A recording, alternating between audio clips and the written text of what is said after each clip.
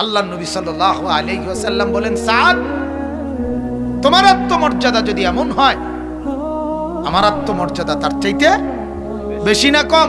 বেশি।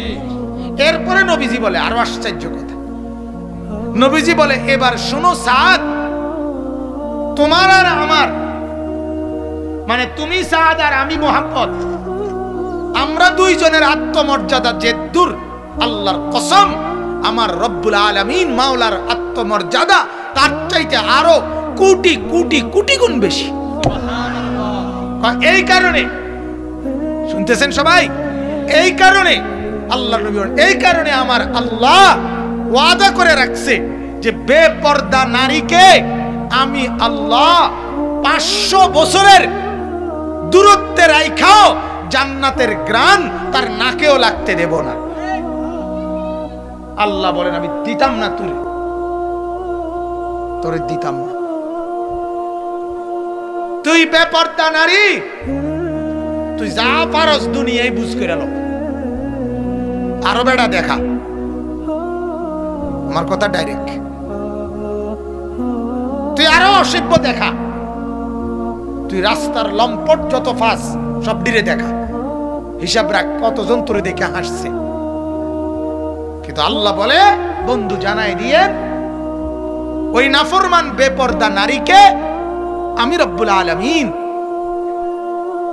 জান্নাতের গ্রান নাকেও লাগতে দিব না। অথচ জান্নাতের গ্রান বলে নবীজি বলছেন 500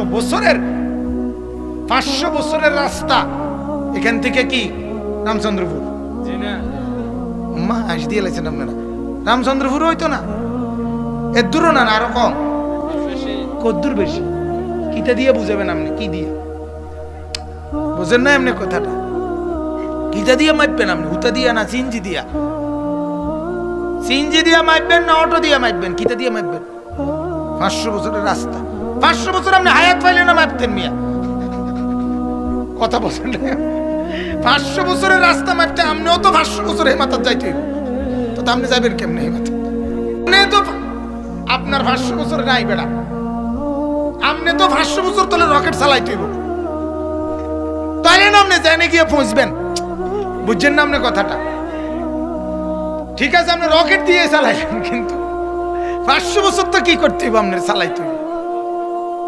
যাই হোক, বুঝাইলাম আর কি, 500 বছরের রাস্তা। আল্লাহ নবী বলেন, দূরে থাকতেই জান্নাতের গ্রান নাকে লাগে, নাফরমান বেপর্দা নারী সেই গ্রানটুকুও পাবে না। এটা আল্লাহর আত্মমর্যাদা, গায়রত। আল্লাহ বলে, দেব না তোর, আমার জান্নাতে তো সস্তা না, আমি তোর মতো নাফরমান মহিলাকে আমার জান্নাতের ঘ্রাণও লাগতে দেব না। হ্যাঁ, আপনারাও আপনাদের বিবিদেরকে বলিয়েন বুঝায়া, আপনারাও আপনাদের মেয়েদেরকে বলিয়েন বুঝায়া যে মা, দুনিয়া যে দূর তামসা করে লো, শেষ, এনে শেষ। বিবিরে বলে নাও, বউ যে দূর ফারো বেড়ি চাইয়া রং, নাটক, সিনেমা, টেলিভিশন, নর্তকীর নাচ, যা পারো আরো ভালো মতে, দরকার হলে ভাত কম খাও, নাস্তা খানা বন্ধ করে দাও, এক বেলা খানা কমাইয়া টেলিভিশন সাউন্ডের মাত্রা বাড়াইয়া দাও, কারণ দুনিয়াই যা পাও শেষ, এখানেই ভোগ করেছে। আমার মনে আছে, আমি একবার এক জায়গায় দুপুরবেলা দাওয়াত খাইতে গেছিলাম, যে ঘরের সামনের রুমে ভাত খাইছি ওই ঘরে টেলিভিশন, তো খানার পরে বাহিরে বেসিন, হাত ধোয়ার, তো আমরা সবাই বাহিরে গেছি, হাত ধুইতাম, তো বাড়িওয়ালা আবার আঙ্গুর না কি জানি মনে খাওয়াইবো, আবার ডাকছে, ভিতরে আইতাম, কইছে আমার, আমি ভিতরে আবার হাত ধুইয়া ভিতরে ওই রুমে, যে রুমে খাইছি, আবার ঢুকে আইতে চাইতেছি, দেখছি ঢুকতে ঢুকতেই বেডি, ঘরের বেড়ার বউ দিছে দৌড়, আবার মানে এই ফাঁকে 5 মিনিট বা 3 মিনিট কদ্দুর টেলিভিশন চাইছে। বিশ্বাস করেন হুজুর, আমার মতো এত বড় হুজুরের সামনে মিশা কথা কম যেত না। মানে ওই যে বাড়ির কলজাটার মধ্যে কি নাই, সুখ নাই তো দুঃখ, বাচ্চা যে খাবাইতে আছে মনে বিষ খাবাইতে আছে, তো হুজুর কোন সময় কি খাইয়া যাইব, বাকিটা চাইতো বিল্লাহ। আশ্চর্য, আমার চোখে দেখা মিয়া। এই 2-3 মিনিটের লেগে বেড়ির আবার কদ্দুস ছাইয়া গেছে, আবার বন্ধ করে দিচ্ছে তো। আহা, কি পরিমাণ ডাকাত, কি পরিমাণ নির্মম, কত নিকৃষ্ট আপনি চিন্তা করেন। এই জন্য বলতেছিলাম আসলে এটা গায়রত, আত্মমর্যাদার ব্যাপার। আত্মমর্যাদা, রিজিক, খাবার, সেটা বিরিয়ানি হোক, খিচুড়ি হোক, যাই হোক, এটা আত্মসম্মানের ব্যাপার। আমার জন্য রিজিক যদি বরাদ্দ থাকে, আমি মাটির তলে গেলেও খাইতে হবে আমার। কথা বলেন না? আল্লাহর নবী সাল্লাল্লাহু আলাইহি ওয়াসাল্লাম বলেন, ওয়াল্লাহি লান ইয়ামুতা নাফসান হাত্তা তাস্তাকমিলা রিজকাহা। আল্লাহর নবী বলেন, আল্লাহর কসম, একটি নফস, একটি প্রাণ মরবে না ততক্ষণ পর্যন্ত তার জন্য বরাদ্দকৃত রিজিক পূর্ণ না করে, আল্লাহর নবী বলেন, কসম করছি উম্মত কেউ মরবে না রিজিক না খাইয়া, রিজিক পূর্ণ না করে। এটা নবীজির হাদিস, আল্লাহর নবী সাল্লাল্লাহু আলাইহি ওয়াসাল্লামের হাদিস। ইন্নার রিজকা লা ইয়াতলুবুল আবদা কামা ইয়াতলুবু আজালু। নবীজি বলেন, কোন ব্যক্তিকে রিজিক এভাবে তালাশ করে বাহির করে, কারো মৃত্যু তাকে যেভাবে তালাশ করে বাহির করে। মৃত্যুকে খবর দিতে হয় না আপনারা নিজে আইয়ে? কথা কন না? কুল ইন্নাল মাউতাল্লাযী তাফিরুনা মিনহু ফাইন্নাহু মুলাকীকুম। যেটা আমার কারো নকল শুনে, আমার মনের আবেগে মাঝে মধ্যে আমি 2 শব্দ টানি। তো আল্লাহ তাআলা বলেন, ও নবী বলেন, বলে দেন পৃথিবীবাসী, ইন্নাল মাউতাল্লাযী তাফিরুনা মিনহু, মৃত্যু থেকে তুমি যেখানেই পলায়ন করো না কেন, ফাইন্নাহু মুলাকীকুম, মৃত্যু তোমার সাথে সাক্ষাৎ করবেই করবে। তুমি কোন লাগতো না, মৃত্যু নিজেই আসবে কিনা বলেন না? আইসিইউর